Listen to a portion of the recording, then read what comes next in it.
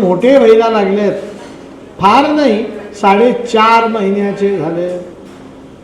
भाद्रपद, अश्विन, कार्तिक आणि मार्गशीर्ष.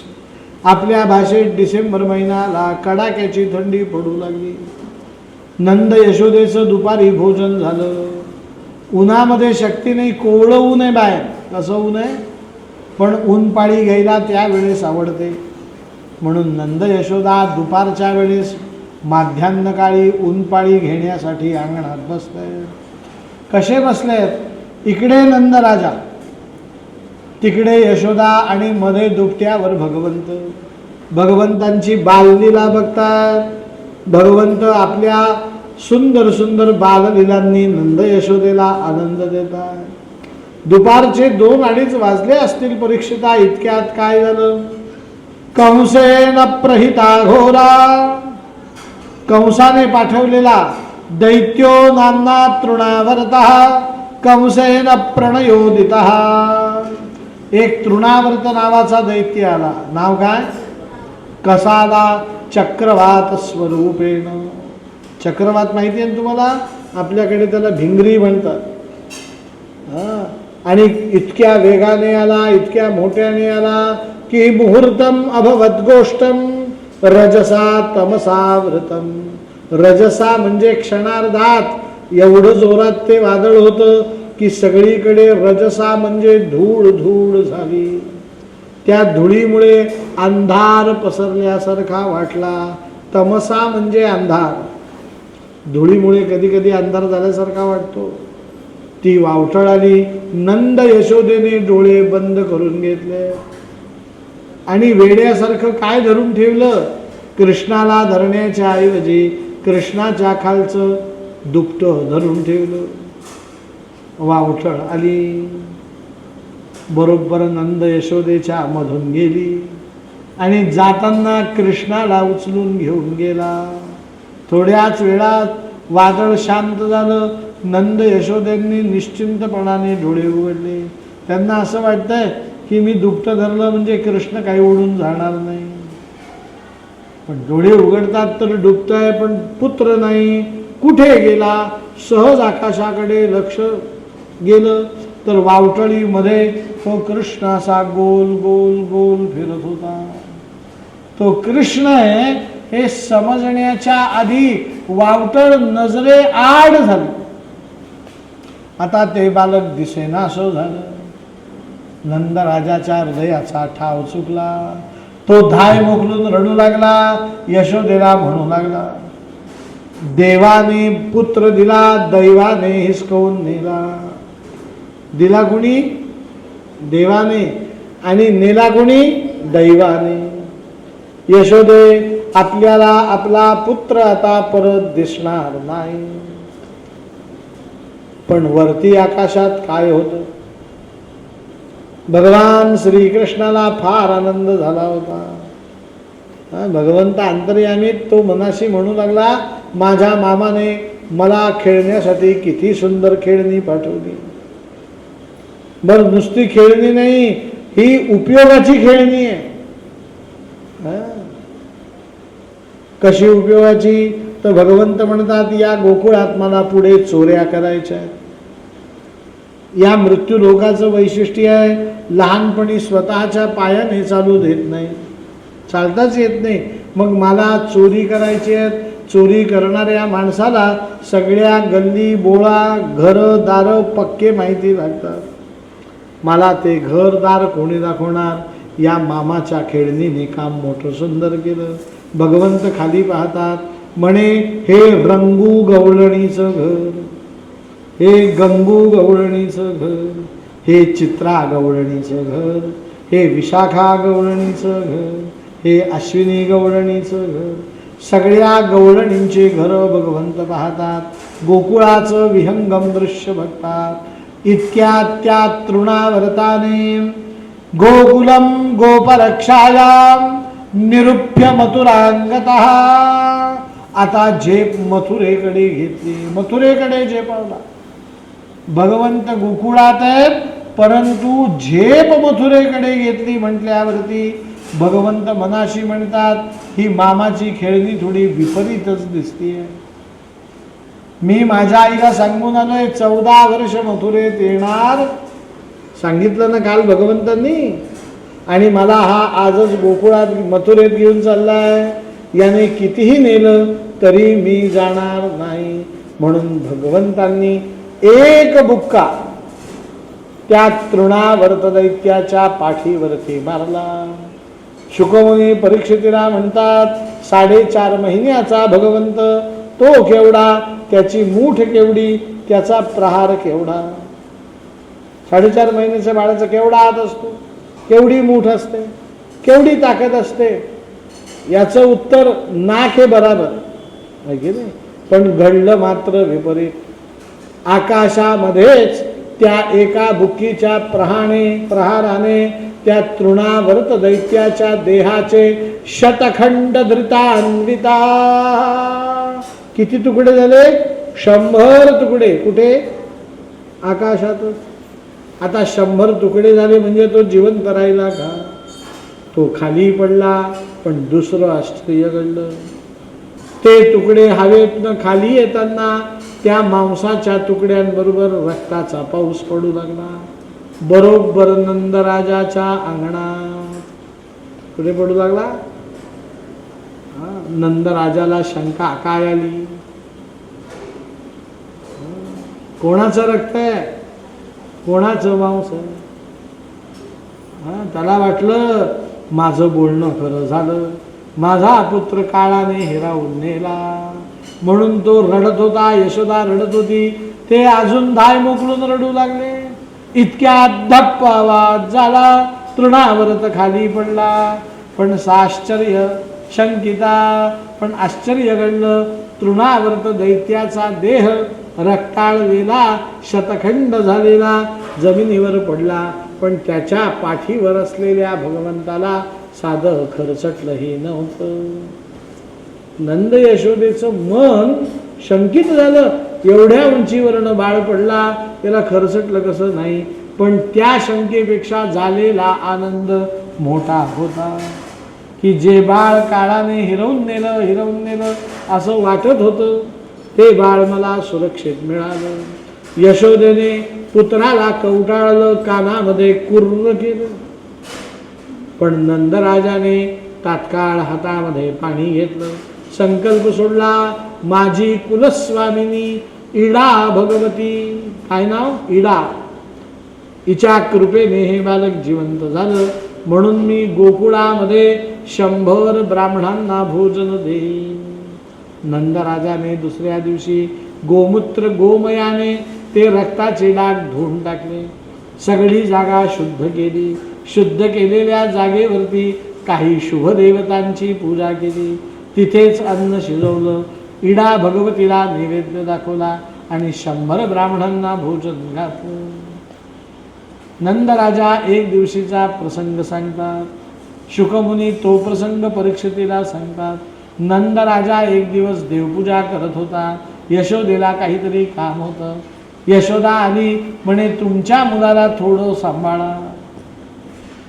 भगवंतांना नंदराजाने मांडीवरती घेतलं आणि घरात तामणामध्ये दूध पाणी वाहून शाळीग्रामाची पूजा करत होता. शाळीग्राम म्हणजे कोण? कृष्ण. तामणात कोण आणि मांडीवर कोण? परत या फोटो सारखं एक असाक्षात एक साक्षात. भगवंत म्हणतात मांडीवर मी बसलोय, माझं कौतुक करायचं तर हे त्या दगडाला दूध दही वाहत बसलं. याला ज्ञान द्यावं म्हणून भगवंतांनी केलं काय? नंदराजा डोळे मिटून अभिषेक करत होता. भगवंतांनी शाळीग्राम घेतला आणि तोंडात टाकला. कुठे टाकला? थोड्या वेळाने नंदराजाचा अभिषेक झाला. शांती शांती शांती म्हणून पाणी सोडलं आणि शाळीग्राम शोधू लागला. तामणात शाळीग्राम नाही. नंदराजाच्या मनाला खूप वाईट वाटलं. यशोदेला हाक मारला, यशोदे पाहिलं का? माझ्या आजोबांच्या आजोबांच्या आजोबांच्या आजोबांच्या काळापासून असलेला चक्रांकित शाळीग्राम सापडत नाही ब. यशोदा आली. शुकमुनी सांगतात, परीक्षिता, घरात लहान बाळ असेल, एखादी वस्तू सापडत नसेल तर आईला शंका येते, बाळाने गिळली का? यशोदा आली, नंद राजाच्या मांडीवरच्या कृष्णाचं नाक दाबलं, तोंड उघडलं. नंद राजाने तोंडात बघितलं, काय दिसलं? नमोस्त्वनंताय सहस्त्रमूर्तये सहस्त्रपादा शिशुरूरबाहवे सहस्त्रनाम्ने पुरुषाय शाश्वते सहस्त्रकोटी युगधारिणे नमः. सगळं वैकुंठ दर्शन झालं. त्या वैकुंठामध्ये शेषशय्येवरती बसलेला नारायण दिसला. त्या नारायणाची पाय दाबणारी लक्ष्मी दिसली. सनकादिक ऋषी दिसले, सप्तर्षी दिसले. सगळ्यांचं दृश्य पाहतोच आहे नंद राजा. इतक्यात हे दृश्य अदृश्य झालं. नंद राजाला शाळीग्राम शोधायचा होता, तर भगवंतांच्या मुखामध्ये कोटीयुक्ता शालिग्रामम, 1 कोटी शालिग्राम दिसले. किती पाहिजे किती होता आणि दिसला किती? नंद राजाला वाटलं माझ्या डोळ्यांना भ्रम झाला. त्याने एकदा डोळे मिटून परत उघडले. भगवंतांच्या मुखात काही दिसलं नाही. गोपाल कृष्ण भगवान. एक दिवशीचा प्रसंग. नंदराजा गोचारण करण्यासाठी गेला होता, गाई चारण्यासाठी. हा कृष्ण मोठा द्वाड, एका ठिकाणी थांबायचा नाही, लोळत राहायचा नुसता. मग यशोदेने केलं काय? आपण टाकतो त्याला पूर्व पश्चिम आणि हा झोपल्यावरती दक्षिणोत्तर निघतो. टाकलेलं असतं या कोपऱ्यात स्टेजवरती, थोडंसं इकडे तिकडे गेल्यावरती तो इकडे दिसतो, झोपेत लोळतो. म्हणून त्या यशोदेने केलं काय? पूर्वीच्या खिडक्या एवढ्या लांब असायच्या भिंतीत, आणि त्या भिंतीत खिडकीत ओटा असायचा, माहिती आहे ना तुम्हाला? यशोदेने खिडकीच्या बाजूला कृष्णाला दुपट्याला टाकलं आणि जिथून तो पडू शकतो तिथे स्वतः बसली टोकाशी. मुलाला आत ढकललं म्हणजे कैदेतच ठेवलं तिने बाबा. आणि दुपारच्या वेळेस ती तांदूळ पाखडू लागली. आमचा भगवंत आईच्या चेहऱ्याकडे पाहतो. माझी आई कशी तांदूळ निवडते, कसे खडे बाजूला टाकते, कसे पाखडते, कशी फू फू करून पाखड्या उडवते, कसे डबेत भरते. भगवंतांना लीला वाटते ती. आता यशोदेने पुरणपोळी, खव्याची पोळी असं काहीतरी खाल्लेलं असेल. तिला हळूहळू काय येऊ लागली? जांबाई दुपारची वेळ आहे म्हणून ती मधूनच डुलकी घेते. तिने विचार केला पुत्र इथे खेळतोय, आपण 2 मिनिटं डोळे लावू. म्हणून ती भिंतीला टेकली, तांदळाचं सूप बाजूला ठेवलं आणि डोळे बंद केले. आई झोपलेली कृष्णाने पाहिली. परीक्षिता, कृष्ण नियमाने पालथा पडत नाही. यशोदा झोपली म्हणून भगवंतांनी पालथं पडलं, नाही तर अधिकृत रीतीने ते पडलेले. हे कसे पडलेत? अनऑथराइज.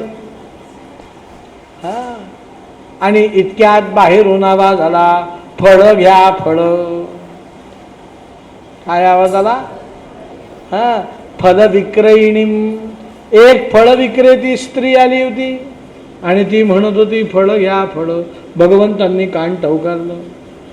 भगवंत म्हणतात माझा प्रतिस्पर्धी रस्त्यावर कसा? कारण या जगात फळ देणारा मी आहे. लोक रोज मंदिरात येतात, देवा एवढं भागवत गेलं अजून फळ नाही, लवकर मला फळ द्या. आणि मी कंजूस व्यापारी, लवकर फळ काही देत नाही. पूर्ण परीक्षा पास झाल्याशिवाय फळ देत नाही. पण हा माझा कोण प्रतिस्पर्धी आलाय की तो रस्त्याने फिरताना म्हणतोय फळ घ्या फळ. आई झोपलेली आहे. भगवंत पालथेत खिडकीच्या गजाजवळ सरकले आणि ऊ करून त्यांनी त्या फल विक्रेत्या स्त्रीला बोलवलं. त्या स्त्रीने भगवंतांचा चेहरा पाहिला, आनंदित झाली, प्रफुल्लित झाली.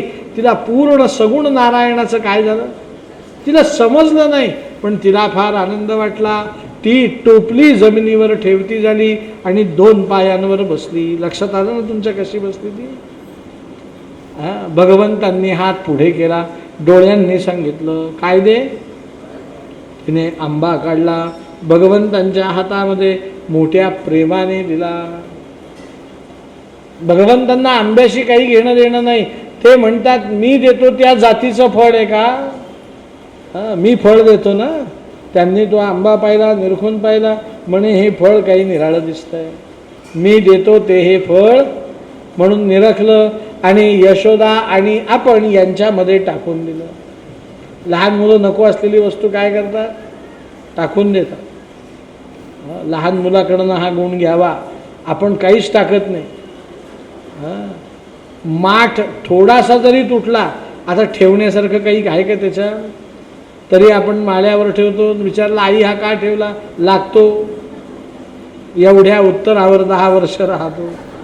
ऐके रे, लहान मुलाचं तसं नसतं महाराज. त्याला नको वाटलं की तो काय करतो?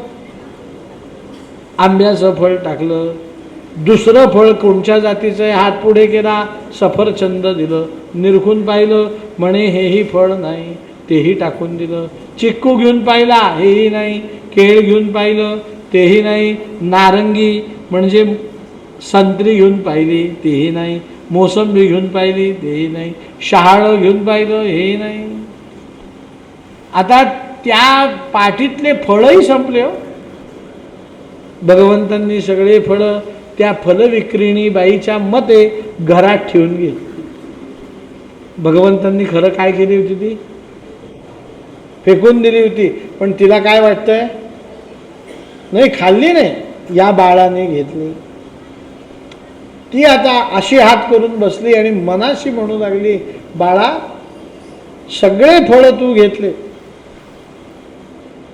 माझी काही तक्रार, पण तुला खरं सांगू का, फळं विकण्याचं माझं वय नाही. ती मनाशी बोलती बरं का, कृष्णाकडे पाहत. पण काय करणार, तुझ्यासारखाच एक नातू मला घरी आहे. सकाळी आई वडील शेतात कामावर गेले त्याचे, म्हणून तो माझ्याजवळ आला उठल्यावर आणि मला म्हणाला, आजी मला खाऊ दे. घरात खाऊ नव्हता म्हणून मी शेतातल्या झाडांजवळ गेली, फळं तोडली आणि बाजारात विक्री करायला आली की पैसे मिळतील आणि नातवाला काय घेऊन जाऊ. पण आज दुर्दैव बघ बाळा, ती बोलतीये स्वतःशी आणि कृष्ण जणू ते सगळं समजतंय असं ऐकतोय. आज माझं एकही फळ विक्री गेलं, म्हणून मी बाजारातनं निघाले, गल्लो गल्ली फिरू लागली, पण मला गिराईक तू मिळाला. ती पुढे फार महत्वाचं बोलतीये, सगळे फळ तू घेतले, माझी तक्रार नाही, तू माझ्या नातवापेक्षाही लहान आहे, माझा नातूच आहेस.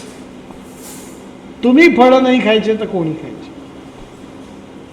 तू ते फळं घेतले, मला आनंद वाटला, एक नातू माझा संतोषला. पण मला चिंता आता दुसऱ्या नातवाची आहे. एक नातू हसतोय, पण दुसरा नातू मी घरी गेल्यावर रडेल.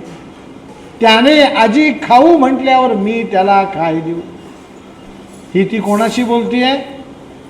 स्वतःशी. पाहतीये फक्त कोणाकडे? भगवंताकडे. भगवंतांनी जणू तिचं बोलणं मला समजलं, असा आविर्भाव केला. आईचे मगा पाखडून ठेवलेले तांदूळ उचलले मुठभर, आणि ते मुठभर तांदूळ हात बाहेर काढला आणि त्या स्त्रीकडे हात केला. त्या आजीला फार आनंद झाला. त्याने काय दिलं हे महत्वाचं नाही, त्याला माझं बोलणं समजलं. त्या स्त्रीने त्या बाळाचे तांदूळ प्रसाद म्हणून रिकाम्या झालेल्या टोपलीमध्ये घेतले. शुकमुनी परत सांगतात, भगवंतांची मूठ केवढी, त्यात तांदूळ किती, त्यात त्या स्त्रीच्या पेटाराच्या मानाने किती. पण स्त्रीने श्रद्धेने घेतले, तांदळावरती कापड झाकले आणि त्या कृष्णाकडे पाहून स्मितहास्य केलं आणि सांगितलं, बाळा उद्यासाठी तुला परत फळं घेऊन येईन. म्हणून ती निघाली, घरी गेली. नातू आला, आजी मला खाऊ, आजी मला खाऊ. आजीला विरगला. आजीने लहान नातवाला मांडीवर घेतलं आणि सांगितलं, खाऊ नाही आणला, पण तुझ्यासारखा एक नातू मला आज भेटला, त्याने बघ तुला खाऊ दिलाय. म्हणून तिने काय केलं, त्या टोपलीवरचं वस्त्र बाहेर काढलं. आश्चर्य, तिची सगळी टोपली रत्न, सुवर्ण, हिरे, माणिक, मोती यांनी भरलेली होती. भगवंतांनी एका क्षणात कृपेचा वर्षाव त्या फलविक्रेणी स्त्रीवरती केला. आणि तिचं दारिद्र्य घालवून टाकलं. गोपाल कृष्ण भगवान की जय. एक दिवशीचा प्रसंग. भगवंत आई स्वयंपाकाला गेलेली असताना पाळण्यात पालथे पडले. कुठे पडले? यशोदेला आनंद झाला. मुलगा पहिल्यांदा पालथा पडला की फक्त आईला आनंद होतो. परत कधी पडला तर काय पालथा पडलाय, ओठ लगेच काय करते? तेवढ्या दिवशीचा फक्त काय असतो तो. तिने नंदराजाला हाक मारली, नंदराजा तुमचा पुत्र पालथा पडला. कौतुकाने म्हणते तुमचा पुत्र. नंदराजा देवघरात होता. तात्काळ पंचांगे घेऊन आला. ग्रह नक्षत्र तारे बघितलेत. अगं म्हणे पाहिलं का यशोदे, तुझा मुलगा फार भाग्यवान आहे. ज्या जन्म नक्षत्रावर जन्माला आला त्याच नक्षत्रावर पालथा पडला. आज रोहिणी नक्षत्र आहे. हा मास गणितानुसार आज 7 महिन्यांचा झाला. किती? आणि ज्या अर्थी रोहिणी नक्षत्रावर जन्माला आला त्याच दिवशी पालथा पडला म्हणजे हा पूर्ण 120 वर्ष जगेल. किती? आपलं खरं आयुष्य 120 वर्षाचं आहे. आपण 100 मानतो. तुम्ही जन्मपत्रिका जर काढली तर त्यात 20वी महादशा आहे. 120 वर्षाचं कॅल्क्युलेशन करून ठेवलं. किती? लोक म्हणतात शनीची महादशा, गुरुची महादशा, राहूची महादशा, अशा किती महादशा मोजलेल्या असतात. गणित किती वर्षांचं केलेलं असतं? 120. पूर्णायू म्हणतात. आमच्या नंदराजाने सांगितलं यशोदे तुझा मुलगा पूर्णायू आहे. म्हणे तो जर पूर्णायू होणार असेल तर तुमच्या वाक्याला सत्यत्व यावं म्हणून मी उद्या सगळ्या गोकुळाला भोजन देते. तुमचं वाक्य खरं व्हावं म्हणून त्याला दैवी बळ. दवंडी दिली गेली. कृष्ण पालथा पडला. उद्या सगळ्यांनी जेवायला या. दुसऱ्या दिवशी सगळ्या गोपी आल्या. जेवणाची तयारी करू लागल्या. तांदूळ धुतले गेले, डाळ धुतली घेतली, आधण ठेवलं गेलं, वरण शिजू लागलं, भाज्या चिरू लागल्या, तुपावर रवा भाजू लागल्या, चटण्या कोशिंबिरी लोक बनवू लागले. कोणी लाडू भाजू लागले, कोणी गुलाबजाम तळू लागले. सगळीकडे सुग्रास भोजनाचा घमघमाट सुटला. इतक्यात ऊन वाढायला लागलं म्हणून आमच्या यशोदेने केलं काय, नंदराजाच्या घरात एक जुना बैलगाडा होता. किती जुना, वापरात नसलेला. म्हणून पाय सुद्धा त्या बैलगाडीचे चाक सुद्धा जमिनीत रुतलेले होते. पण गाडा असा ठेवतात ना, पाठीमागे तो गाडा वर होता. तिने लुगडं आणलं, त्या गाड्याखाली बांधलं आणि त्यात कृष्णाला सावलीला ठेवलं. आणि आजूबाजूंना इतर गोपींचे लहान लहान मुलं कृष्णापेक्षा मोठे असलेले, त्यांना सांगितलं कृष्णाकडे लक्ष द्या. सगळेजण स्वयंपाक करण्यात मशगूल असताना अचानक तो गाडा हवेत उधळला आणि हवेतच त्या गाड्याचे 4 तुकडे झाले आणि धाडकन गाडा खाली कोसळला. आश्चर्य, हवेत 4 तुकडे झाले. खाली पडता क्षणी त्या 4 तुकड्यांचे 10 खंड अजून झाले म्हणजे 40 तुकडे झाले. बलदंड चाक असलेला एवढं एक चाक जाडीला, एवढं त्याला पाठ असा तो गाडा 40 तुकड्यात पडला. पण कृष्णाला साधं खरचटलं सुद्धा नाही. यशोदा गेली, कृष्णाला सुरक्षित पाहिलं आणि त्या मुलांना विचारू लागली की गाड्याचे चाक जमिनीत रुतलेले असताना हा गाडा हवेत उधळलाच कसा. आता ते सगळे गोप बालक छोटे छोटे होते. शुकमुनी सांगतात बच्चे मनके, ते कधी खोटं बोलत. त्यांनी सांगितलं आई त्या गाड्याची काही चूक म्हणे. मग कोणाची चूक? म्हणे तुझ्या मुलाची चूक आहे. त्यांनी खरं उत्तर दिलं. म्हणे काय केलं माझ्या मुलाने? म्हणे अगा तुला खरं सांगतो यशोदाई, हा जागेपणी जेवढा सुंदर दिसतो ना त्याच्यापेक्षा झोपलेला असताना जास्त सुंदर दिसतो.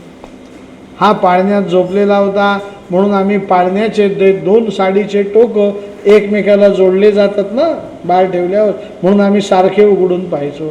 कधी हा हसताना दिसायचा, कधी हा डोळे उघडून पाहताना दिसायचा, कधी एवढ्या एवढ्या इवल्या इवल्या मोती हलवायला दिसायचा, कधी हात पाय हलवताना दिसायचा. आम्हाला फार आनंद होतो. पण यशोदे, असंच आम्ही एकदा पाहत असताना याने हाताच्या मुठी आवडल्या, जोर जोरात पाय आपटू लागला, याचा चेहरा टमाट्यापेक्षा जास्त लाल झाला. आणि यशोदाई, याचा डावा पाय आत्ता दिसतोय ना एवढाच होता, पण उजवा पाय एवढा मोठा झाला. आणि त्या पायाने त्याने गाड्याला अशी लाथ मारली की गाडा सुद्धा हवेत. आता यशोदेला पटेल का डावा पाय होता तेवढाच, उजवा पाय एवढा वाढला? हे कोणाला पटेल? पण ते मुलं काय देत होते? खरं उत्तर देत होते. परीक्षिताने विचारलं, काय खरं उत्तर? म्हणे, तो गाडा कोण होता हे ऐक. त्याचं भागवतात नाव सांगितलं, शकटासूर. शकट म्हणजे गाडा, असुर म्हणजे राक्षस. म्हणे नेमकं काय? तर म्हणे, बलिराजाला या कृष्ण भगवंतांनी पाताळात पाठवलं. याचा राग आला बलिराजाच्या मुलाला, त्याचं नाव उत्कच. काय नाव? त्या उत्कचाने दैत्यगुरु शुक्राचार्यांकडं वरदान घेतलं विदेह राहण्याचं. विदेह म्हणजे काय? देह नाहीच. हल्लीच्याच भाषेत बोलायचं झालं तर रोबोट. देह आहे का त्याला? जे चालतो, बोलतो, फिरतो, सगळं करतो. म्हणे, मग तू कृष्णाला मारशील कसा? म्हणे, मी या कृष्णाच्या आजूबाजूला फिरत राहीन. हा तावडीत सापडला, माझ्या टप्प्यात आला की जिथे जी वस्तू असेल तिच्यात मी शिरेन आणि याचा वध करून टाकेन. आज कृष्ण तावडीत सापडला, त्यावेळेस त्याला शकट म्हणजे गाडा दिसला. तो कुठे शिरला? म्हणून गाड्यात शिरला, म्हणून त्याचं नाव शकटासूर.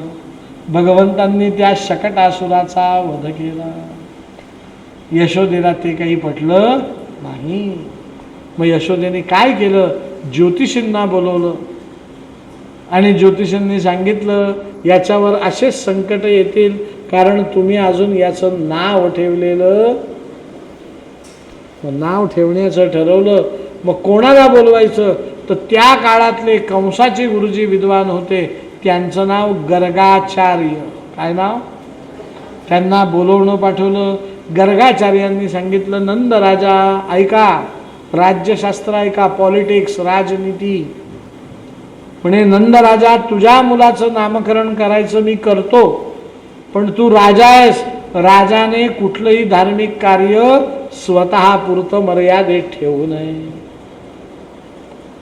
म्हणजे मी राजा आहे, कल्पना करा, तर माझ्या मुलीचं लग्न आहे, तर माझ्या मुलीच्या लग्नाला किती खर्च मी करेन? कोणाची मुलगी आहे? मग राजाच्या मुलीच्या लग्नाला 1 कोटी रुपये खर्च येणार असेल, कल्पना करा. तर त्या 1 कोटीच्या लग्नात ज्यांची लग्न करण्याचे ऐपत नाही, अशा 10 मुलींचे लग्न राजाने धर्मार्थ लावावे. हे राज्यनीती सांगते की 100 माणसं जेवणार आहेत तर 100 जेवतील, पण 4 जणांचं काय होईल? राजाचा विचार मोठा पाहिजे की नाही? राजाने एकट्याने तीर्थयात्रा करू नये. ज्यांना तीर्थयात्रा करणं शक्य नाही त्यांना घेऊन, म्हणून नगरसेवक नेतात बरं का, गोपाळ कृष्ण हरये नमः. विनोदाचा भाग सोडून द्या. तुम्हाला जोक समजलं हे महत्वाचं. तर गर्ग मुनींनी सांगितलं, तुझा मित्र वसुदेव. काय सांगितलं? त्याला तर कारागृहात ठेवलं होतं, सध्या तो नजर कैदेत आहे. त्याची एक पत्नी रोहिणी, ती आणि तिचं बालक एकांतात राहतात. कंस भयाने राहतात. त्याही बालकाचं नामकरण झालेलं नाही. पण तू वसुदेवाचा मित्र आहे, म्हणून त्या बालकाचं नामकरण तुझ्या बाळाबरोबर करशील का? नंदराजाने होकार दिला. बैलगाडी पाठवली. रोहिणी आणि बाळाला बोलवून घेतलं. इथे तुम्हाला थोडासा मी भूगोल सांगतो. कृष्णाचाही जन्म गोकुळातला, बलरामाचाही जन्म गोकुळातला. नाशिक मधला का समजे ना तुम्ही, पण एक राहतो नाशिक रोडला आणि दुसरा राहतो सातपूरला. म्हणजे एका ठिकाणी राहत नाहीये. कृष्णाचं जन्मस्थान गोकुळातलं नंदालय आणि बलरामाचं जन्मस्थान बलदेव नावाचं गाव, यांच्यामध्ये 38 किलोमीटरचं अंतर आहे. पार्ट ऑफ गोकुळच, पण दोघं काही शेजारच्या गल्लीत जन्माला आलेले. ती रोहिणी आली आणि बलरामाला बरोबर घेऊन आली. दुसऱ्या दिवशी गर्गमुनींनी गणपतीची पूजा केली, पुण्याह वाचन केलं आणि सर्वप्रथम रोहिणीच्या पुत्राचं नाव ठेवलं. कोणाचं नाव? रोहिणी.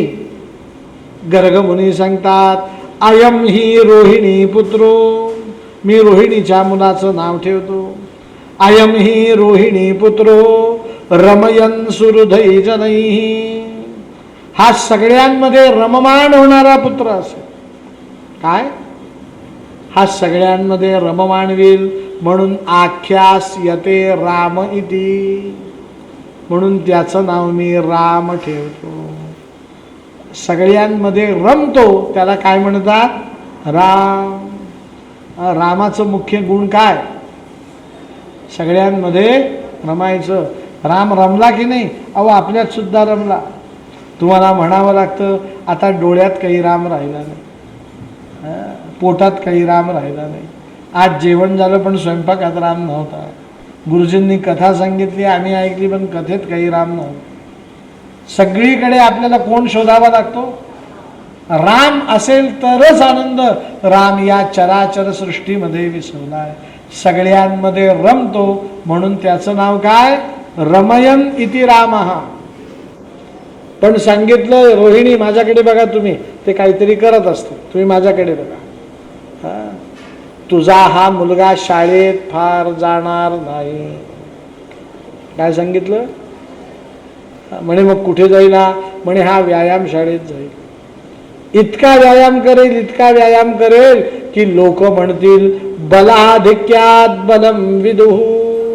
हा मुलगा म्हणजे मूर्तिमंत बल आहे. मूर्तिमंत बल म्हणजे त्याचं दुसरं नाव काय असेल? लता मंगेशकर म्हणजे मूर्तिमंत गाणं होतं. लता मंगेशकर आणि गाणं दोघं वेगळे आहेत का? सचिन तेंडुलकर म्हणजे मूर्तिमंत क्रिकेट आहे, दोघं वेगळे नाहीच. आणि त्या दोघांची एकमेकांमुळेच एकमेकाला काय ओळख आहे. सांगितलं या बलरामाची ओळख असेल बल, याचा अर्थ बलरामाचे राम आणि बल दोनही नावं वेगवेगळी आहेत, पण आपण एकत्र म्हणतो बिघडत श्री बलराम भगवान की. बलरामाला आईकडे दिलं, पण आश्चर्य आहे का? घेताना एखाद्याचं बाळ घेताना मी घेतलं तर त्या बाळाचं तोंड माझ्याकडे असतं, पण देताना काय येते? गर्गमुनींनी येताना तोंड बघितलं, जाताना बलरामाची पाठ बघितली. शंका आली, म्हणे थांब, ते बाळ परत मांडीवर दे. मांडीवर पालथं टाकलं, सर्वांगावरनं हात फिरवलं. म्हणे रोहिणी हे काय पाहतोय मी? म्हणे गुरुदेव काय? म्हणे अगं हा वेगळ्याच आईच्या गर्भात जन्माला आला होता, हा काही तुझा पुत्र नाही. रोहिणीच्या डोळ्यात अश्रू आले. तिने घडलेला सर्व प्रकार सांगितला. गर्गमुनींनी सांगितलं रडू नकोस. लक्षात आलं या बालकाचं एका गर्भातनं दुसऱ्या गर्भात आकर्षण केलं गेलं, म्हणून आकर्षणात संकर्षणम इह उच्यते, म्हणून याचं तिसरं नाव मी ठेवतो संकर्षण भगवान की. सांगा मला, गर्गमुनींना काही माहिती होतं का हो? पण ते त्रिकालज्ञ होते, त्यांनी जुनी गोष्ट ओळखून काढली. आमची यशोदा बिटी बिटी पाहत होती, काय विद्वान ब्राह्मण आहे, या बाळाचं सगळं भविष्य पाहिलं, आता माझ्या मुलाचं किती सुंदर नाव ठेवते. थोड्या वेळाने सांगितलं यशोदे तुझ्या मुलाला दे. यशोदेला वाटलं की किती सुंदर नाव ठेवतात बघावं. गर्गमुनींनी ते बाळ बघितलं, हा परब्रह्म नारायण आहे ओळखलं आणि त्याचं नाव ठेवलं कृष्ण इत्यभिधीयते. काय नाव ठेवलं? भागवतात लिहिलं यशोदेला काही पहिल्या फेरीत हे नाव आवडलं नाही महाराज. ती म्हणते हे काही नाव आहे का? ज्याला र म्हणता येत नाही त्याला हे नाव तर म्हणताच येणार नाही. एवढं अवघड अवघड क काय र काय न काय. मग गर्ग मुनी म्हणतात तुला नाव कसं पाहिजे. तिने उदाहरण दिलं नाव कसं पाहिजे ऐका म्हणे. शरद तळ वळ कर. काना नाही, मात्रा नाही, वेलांटी नाही, वकार नाही, उकार नाही, साधं सरळ. शरद कमळ बाग हे गेलं. ऐका काना मात्रा वेलांटी अकार उकार मात्रा असं सरळ सोट नाव पाहिजे. म्हणे तुम्ही एवढं अवघड नाव का ठेवलं. गर्गमुनी सांगतात माझा नाईलाज आहे. या बालकामध्ये जेवढे गुण आहेत तेवढे सगळे गुण सांगण्यासाठी हेच नाव मला ठेवावं लागतं. म्हणे असं काय गुणाचं बालक आहे माझं. म्हणे ऐक ककारहा कमलाकांतहा. मनात म्हणतात ते. या कृ शब्दातला क शब्द आहे तो सांगतो क शब्द की कमलाकांत हा लक्ष्मीचा पती नारायण आहे. हे कोणी सांगितलं. क शब्दाने. पण क शब्द एकटा नाही, त्याला रुकार आहे. तो रुकार काय सांगतो. हाच लक्ष्मीपती नारायण पुढे रामभद्र झाला. रामभद्र म्हणजे रामचंद्र निराळा. रामभद्र निराळा. रामचंद्र वनवासात होते. रामभद्र सिंहासनावर बसलेल्या रामाचे म्हणजे ज्यांच्या डाव्या बाजूला सीता आहे. सीता सहित राम कोणी सांगितलं. रुकाराने सांगितलं. आता कृ शब्दानंतर दुसरा शब्द आहे न. न काय शब्द सांगतो. नकारो नृसिंहश्च. हाच तो लक्ष्मी सहित नरसिंह. आता लक्ष्मी सहित नरसिंह म्हणतात ना, याचा अर्थ 10च्या 10 अवतारांचं नाव येतं. भगवंतांचे 10 अवतार न नावाने सिद्ध होतात. भगवंतांचे 10 अवतार क्रमाने कोणाला सांगता येतील का हो. क्रमाने.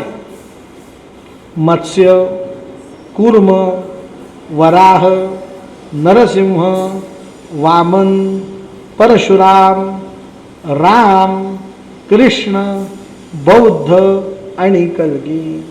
या 10 अवतारां मिळून न शब्द आहे. कुठला. का बरं. न शब्दाने 10 अवतार कसे सिद्ध होतात. तर म्हणे न नावाने नरसिंह शब्द दृष्टिक्षेपात येतो. आणि भगवंतांचा नरसिंह अवतार कसा आहे की त्या अवतारात भगवंतांना आई नव्हती, वडील नव्हते. त्यांनी खांबालाच आई बनवलं, खांबालाच वडील बनवलं आणि सिद्ध केलं मी अजन्माय. कोणाचीही मला जन्म घेताना मदत लागत. मी जर ठरवलं तर खांबात नाही प्रगट होऊ शकतो. ही भगवंतांची अवताराची चमत्कृती आहे. त्या चमत्कृतीने 10 अवतार सिद्ध होतात.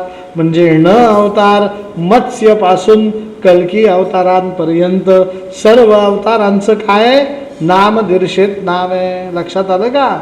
सगळ्यां मिळून न. पण कृ आणि न यांच्यामध्ये अर्धाशय. तो अर्धाशय काय सांगतो.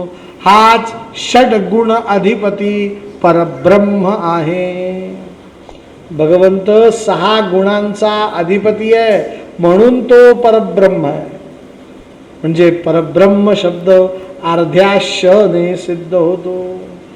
परवा मी सांगितलं, आज परत सांगतो. मी ब्रह्म, तुम्ही ब्रह्म, माईक ब्रह्म, पोथी ब्रह्म, कूलर बंद ब्रह्म, हा हॉल ब्रह्म, नाशिक शहर ब्रह्म, पण नारायण मात्र परब्रह्म.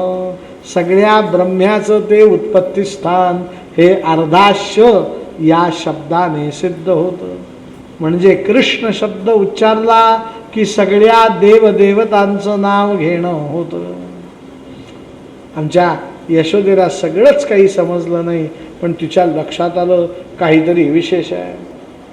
गर्ग मुनींना आमच्या नंदराजाने नामकरण केलं म्हणून सुवर्ण दक्षिणा, सोन्याची दक्षिणा दिली. 5 गायी दान दिल्या आणि 1 वर्षभर पुरेल एवढं धान्य दिलं. गर्ग मुनी निघून गेलेत. रोहिणी सुद्धा गाठोड घेऊन निघाली. यशोदेने हात धरला आणि मला समजलं तुम्ही वसुदेवाच्या पत्नी आहात. तुम्ही फार दुःखात आहात ताई. हे मला पतीने सांगितलं. परवा तुम्हीही गुरूंजवळ सांगितलं. तुम्ही माझ्यापेक्षा वयाने मोठ्या आहात. मी तुम्हाला विनंती करते, आजपासून तुम्ही माझ्या घरी राहा. हे बघा, तुम्ही राहिल्या तर माझा फायदाच होईल. म्हणे कसा? म्हणे तुमचा मुलगा कसा बलाधिक्यात बलम विदो. त्याला डोळ्यासमोर ठेवून तुमच्या मुलाने 2 पोळ्या खाल्ल्या की मी माझ्या मुलाच्या 2 पोळ्या ताटात कुस्करल्यास म्हणून समजा. तुमच्या मुलासारखा माझा मुलगा होईल. आई सांगते ना मुलांना की हुशार मुलांबरोबर राहायचा, शाळेत पहिल्या नंबरने पास होतो त्याच्याशी मैत्री कर. यशोदा तशीच सांगते, तुमच्या मुलाबरोबर राहिला तर हे माझं पाप्याचं पितर जरा असं होईल. तुम्ही राहा इथे. यशोदेला हे विनवणी करताना रोहिणीने पाहिलं. अग्रजा मोठी बहीण म्हटलं म्हणून रोहिणी थांबली. आजपासून कृष्ण बलराम बरोबर वाढू लागले. कालेन ब्रजताल्पेन गोकुले रामकेशव जानुभ्याम सह पाणीभ्याम रिंगमाणौ विजघ्रतु. हळूहळू 2 जण रांगू लागले. रांगता रांगता भिंत धरून चालू लागले. भिंत धरून चालता चालता ओसरीत जाऊ लागले. ओसरीत जाता जाता एक दिवस अंगणात गेले, गायीच्या गोठ्यात. कुठे गेले? सगळ्या गायी चरायला गेल्या होत्या. सकाळच्या वेळेस आमच्या रोहिणीने यशोदेने कृष्ण बलरामाला नाव घातलेलं होतं. सुंदर झबलं घातलेलं होतं. डोक्यावरती टोपरं घातलेलं होतं. कानाला आपलं गालाला टीट लावलेली होती. डोक्यात मोरपीस लावलेलं होतं. हातात वाडा होता, पायात वाडा होता. त्याच्यात सुंदर काय होते, आवाज येणारे चिन्ह लावलेले होते की हे कुठे खेळतायत समजलं पाहिजे. असे सुंदर नटलेले थटलेले सजलेले गोठ्यात गेले. गायी सगळ्या चरायला गेल्या होत्या. काल एक गाय व्यायली होती, ती व्यायलेली गाय बाजूला आहे. तिच्या डोळ्यासमोर एक वासरू बांधलेलं होतं, काल जन्माला आले. शुकमुनी सांगतात जन्माला घालणारा हा कृष्ण. सगळ्यांनाच जन्माला घालणारा कोण आहे? पण आश्चर्य मग परीक्षिता, काल जन्माला वासरू आलं ते 4 पायांवर उभं राहतं आणि हा 7-8 महिन्याचा कृष्ण याला अजून उभं राहता येत नाही. हा डुब्ब खाली पडतो. ऐके नाही भगवंतांची लीला. त्याने ज्या वासराला काल जन्म दिला ते वासरू काय 4 लगेच उभं राहतं वासरू, माहिती असेल तुम्हाला. पण ज्याने जन्म दिला त्याला उभं राहता येत. भगवंतांची और लीला. पण कृष्ण बलराम गोठ्यात गेले, त्यांना वासरू फार आवडलं. दोघांनी एकमेकांकडे पाहिलं. वासराजवळ गेले आणि वासराची शेपटी धरली. शेपटी धरलेली वासराला आवडली. त्याने टुनकन उडी मारली. कृष्ण बलराम त्या उडी बरोबर हवेत गेले. वासरू बरोबर 4 पायांवर उभं राहिलं. हे डुबक्कन खाली पडले. कृष्ण शेणात, बलराम गोमूत्रात. नटलेले थटलेले सजलेले नाऊ माखू घातलेलं टीट लावलेली कशात पडले? शेणात गोमूत्रात. पण त्यांना तो खेळ फार आवडला. परत त्यांनी शेपटी पकडली. वासराने परत उडी मारली. वासरू परत खाली आलं. आता कृष्ण पडला गोमूत्रात, बलराम पडला शेणात. तिसऱ्यांदा धरलं, धुळीत पडले. त्यांच्या अंगाला गवत काडी माती सगळं लागलं. शेण गोमूत्र तर होतं, पण वासराला तो खेळ आवडला नाही. ते जोरात हमरायला लागलं. गाई सुद्धा हमरायला लागली, दावत ओढायला लागली. क्षणभरात गोठ्यातलं वातावरण भयाक्रांत झालं. कृष्ण बलराम घाबरले. आई आई आई ओरडू लागले. गाय का हंबरते, वासरू का ओरडतं, कृष्ण बलराम का आई आई म्हणतात. म्हणून यशोदा रोहिणी गोठ्यात आल्या आणि आल्याबरोबर सगळा प्रकार पाहिला. शेण गोमूत्रात लडबडलेल्या कृष्णाला पाहून यशोदेला हसू येऊ लागलं. का बरं? भगवान श्रीकृष्ण इतके सुंदर आहेत की शेणात गोमूत्रात लोळलेले असताना सुद्धा ते सुंदर दिसतात. ते सुंदर जरी दिसले तरी आईला आवडेल का मुलाने चिखलात खेळलेलं? म्हणून यशोदेने कृष्णाला उचललं, रोहिणीने बलरामाला उचललं आणि यशोदेने खोटे डोळे मोठे केले आणि कृष्णाला खोटं खोटं रागवू लागली. काय रागवती ती?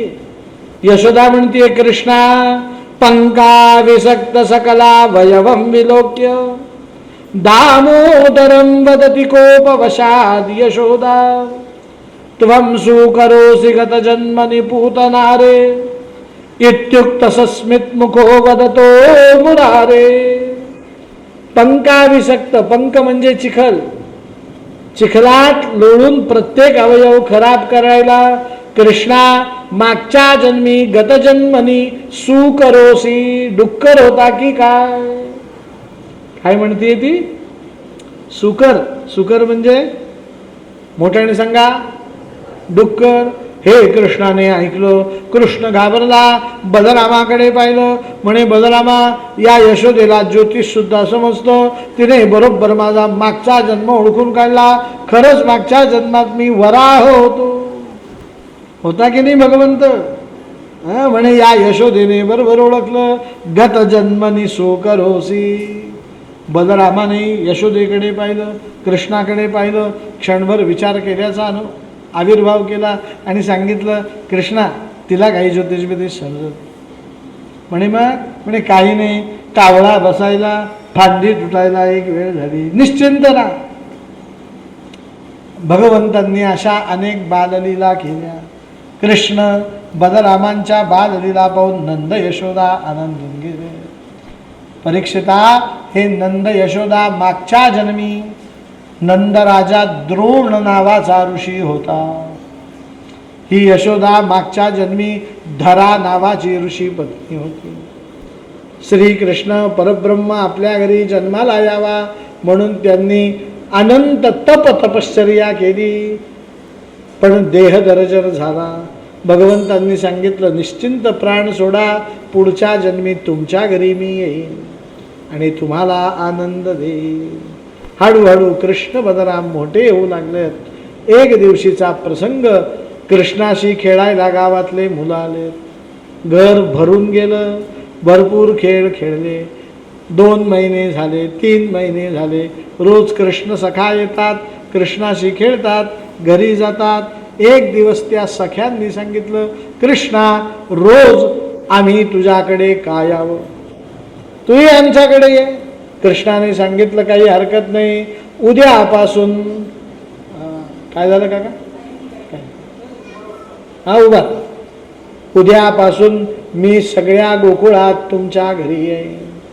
मग दुसऱ्या दिवसापासून कृष्ण बलराम सगळ्या गोकुळात जाऊ लागले. प्रत्येक गवळणीच्या घरी जाऊ लागले. प्रत्येक गोपाळाच्या घरी जाऊ लागले. प्रत्येक गोपाबरोबर खेळू लागले. महिना, 2 महिने, 3 महिने झालेत आणि एक दिवस सगळ्या गोपी यशोदेकडे तक्रार घेऊन आल्या.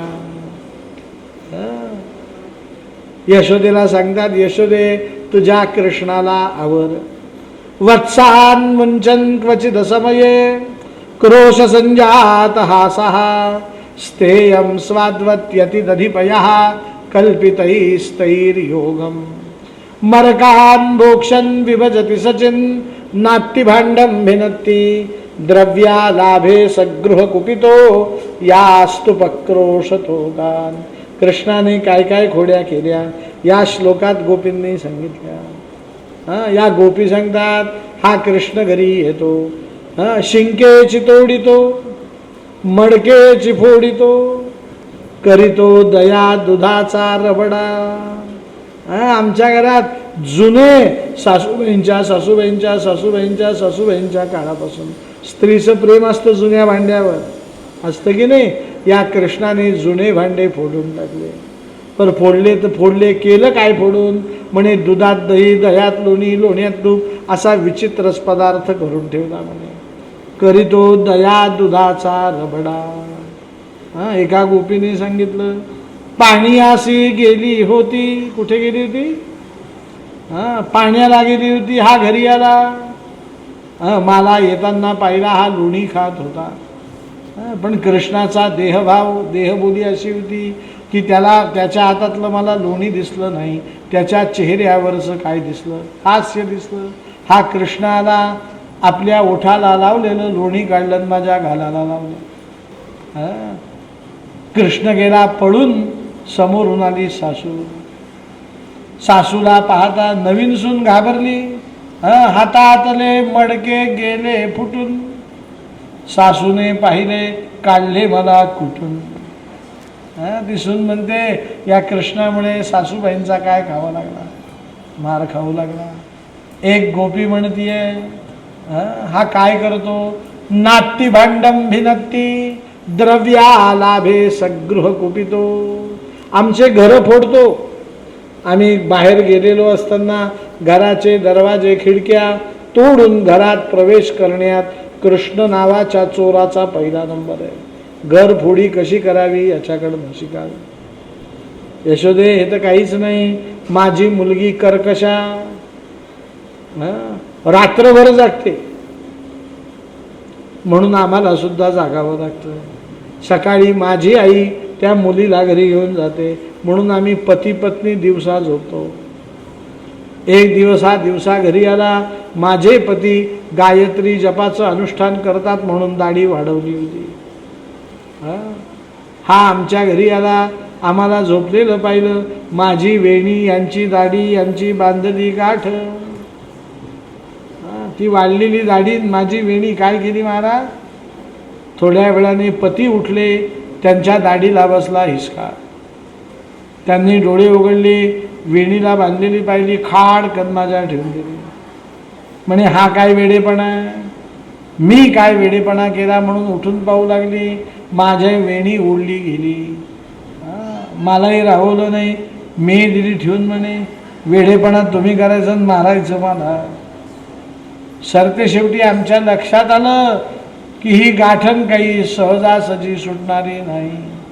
कारण ज्याने गाठ बांधायला पाहिजे त्या ब्रह्मदेवाच्या पित्याने मारलेली ही गाठ आहे. म्हणजे क्लास 1 ऑफिसरने मारलेली गाठ आहे. ही काय सहज सुटेल का. यशोदे बरं आमची फजिती. बाहेरून कोणाला सोडवायला बोलवावं होतं तो म्हणेल तुम्ही गाठणी बांधून काय करत होते. गोपाल कृष्ण भगवान की. मग शेवटी घरात पेटवली चिमणी. काय पेटवली, चिमणीचा घेतला दाढीसी चटका. तेव्हापासून आमचा उडाला खटका. त्यांची दाढी जास्त जळली, माझी वेणी कमी जळाली. ते म्हणतात मुद्दाम तू माझी दाढी जाळली.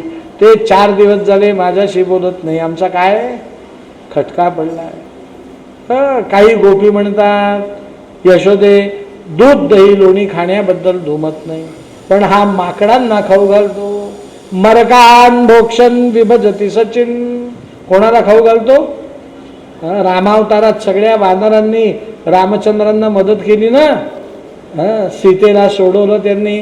वानरांनी सांगितलं म्हणे रामा तुझी बायको पळून नेली रावणाने. तो रावण काही सामान्य होता का. आमच्या पाठीवर बघ किती वळ उमटलेत, पण आम्ही तुझी बायको सोडवली. तुला तुझी बायको मिळाली का.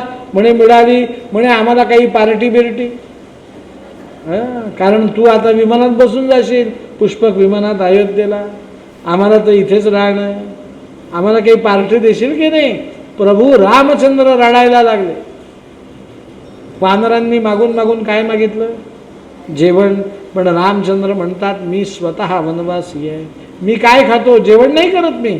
फलमूला शिनव दांतव तापसौ ब्रह्मचारिणव. मी फळं मुळं कंदमुळं खातात. मी स्वतःला विश्वंभर म्हणतो, वानरांना भोजन देऊ शकत नाही. प्रभू रामचंद्रांनी सगळ्या वानरांना मिठी मारली आणि सांगितलं या जन्मातली पार्टी पेंडिंग ठेवा. पुढच्या जन्मात तुम्ही गोकुळात मथुरेत वृंदावनात या. तुम्ही गेले का गोकुळ मथुरा वृंदावनात. कोण कोण गेलंय हात वर करा भाऊ. रामाने परमिट दिलंय चष्मा पळवण्याचं. माहिती आहे ना तुम्हाला. चष्मा पळवतात, वर जातात. तो चष्मा पाहिजे असेल तर फ्रुटी द्यावी लागते. काय द्यावी लागते. ती फ्रुटी फेकली तर ते चष्मा सोडतात आणि फ्रुटी धरतात. तेव्हापासून वानरांचा जोर आहे. तिथे रोज पार्टी लागते त्यांना. आणि आपणही द्यायची असते. त्यांनी सीतेला सोडवलं ना. गोपींनी तक्रार केली. यशोदेला सुरुवातीला खोटं वाटलं, हळूहळू खरं जाणवायला लागलं. नंद राजाला सांगितलं.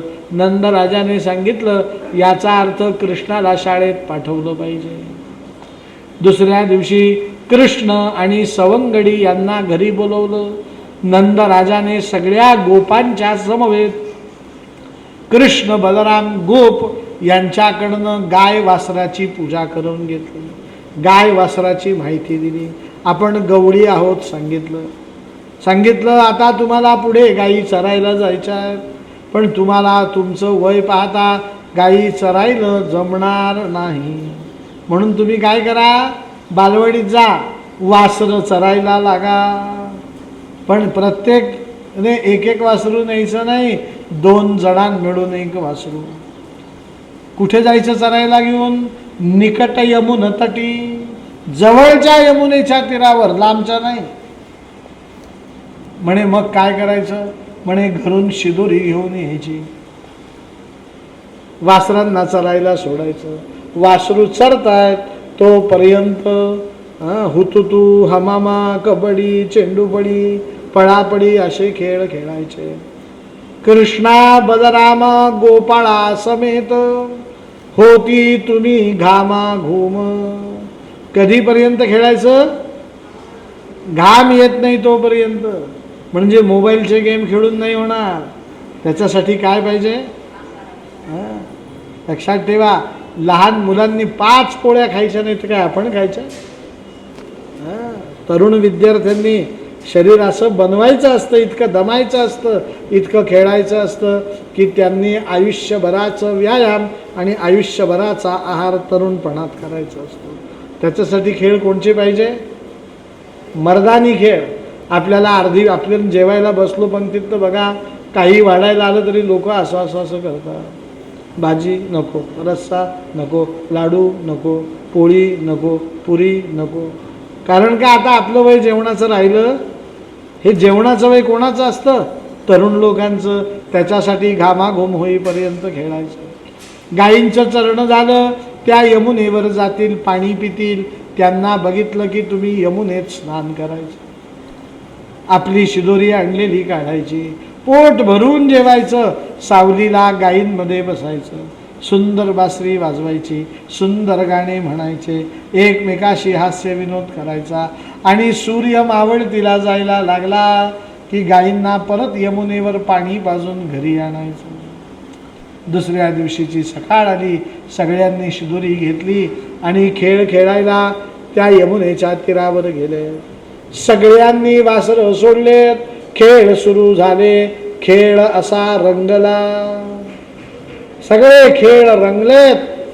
12 वाजले घड्याळात. सगळे गोपाळ कृष्णाजवळ आले आणि कृष्णाला म्हणू लागलेत, कृष्णा, सगळ्यांनी म्हणा, खांदी भार, पोटी भूक,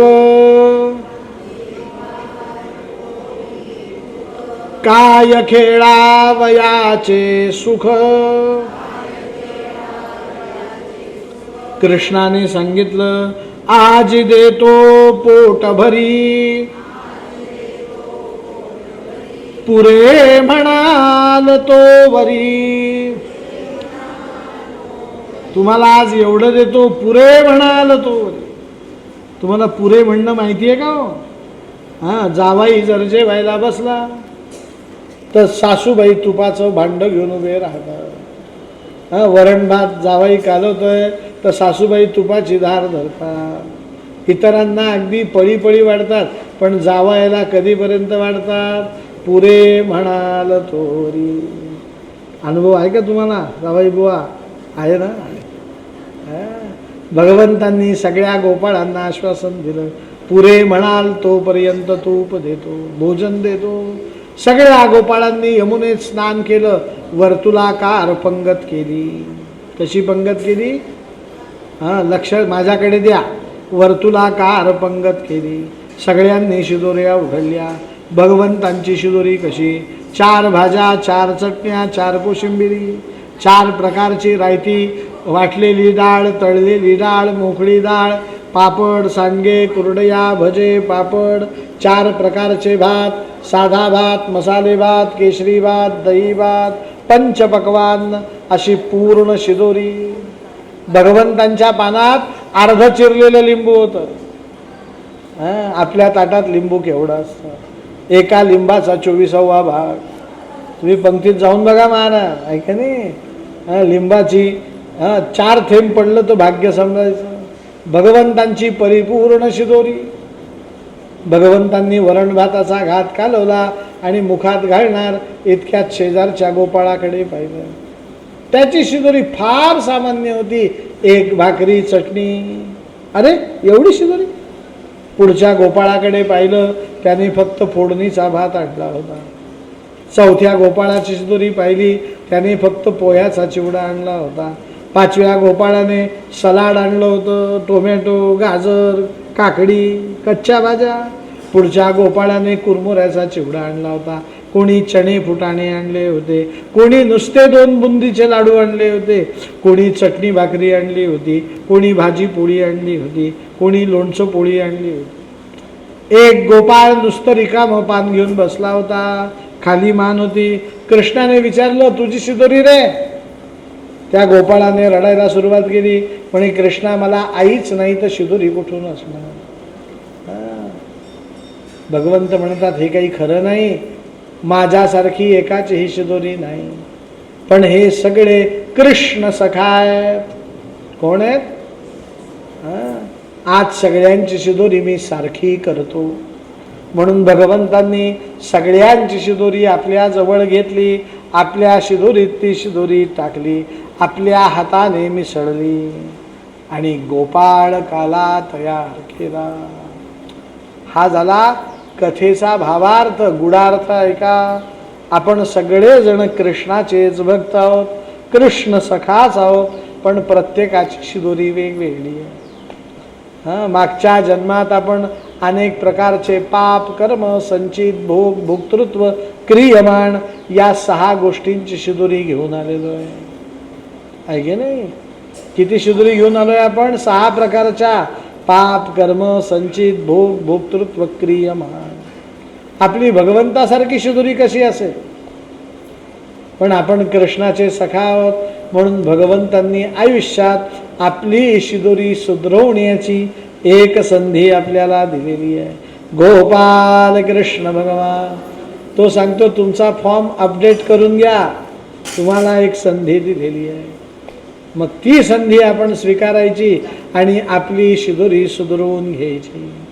या कालिका देवीच्या अत्यंत पवित्र वातावरणात अधिक मासानिमित्त होणाऱ्या कुलकर्णी परिवारांनी आयोजित केलेल्या श्रीमद भागवत सप्ताहामध्ये भगवान श्रीकृष्णाच्या सान्निध्यात आपण ही गोपाळ काला करू. गोपाल कृष्ण भगवान आपली शिदोरी सुधरवून घेऊ. कारण गोपाळ काला न खाता आपण जर मेलो तर यमदेव सुद्धा वर रागवतो. तो म्हणतो काला. तो काय विचारतो?